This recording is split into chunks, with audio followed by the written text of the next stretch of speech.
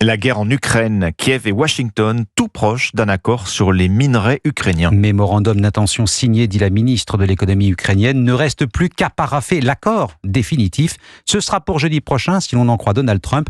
Autre négociation, celle qui vise à mettre fin aux hostilités entre l'Ukraine et la Russie.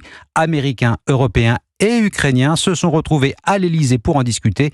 Une première depuis le retour de Donald Trump à la Maison-Blanche. Arthur Delaborde.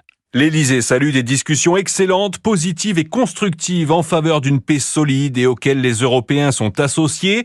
Un dernier point sur lequel insiste le ministre des Affaires étrangères, Jean-Noël Barrot.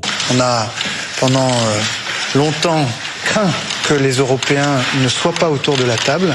Eh bien aujourd'hui, c'est à Paris que se sont retrouvés pour la première fois les Européens, les Américains et les Ukrainiens. Les échanges d'hier amorcent donc un rapprochement entre d'un côté l'Europe, jusqu'à présent mise à l'écart des négociations et qui cherche à faire entendre sa voix, et de l'autre les États-Unis déterminés à mettre fin au conflit rapidement, mais qui s'impatientent en accusant aussi bien la Russie que l'Ukraine de ne pas vouloir vraiment un cessez-le-feu.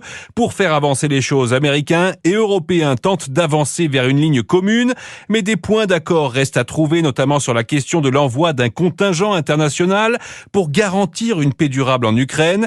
C'est pourquoi de nouvelles discussions dans le même format sont déjà prévues la semaine prochaine à Londres. Arthur Delaborde du service politique d'Europe 1.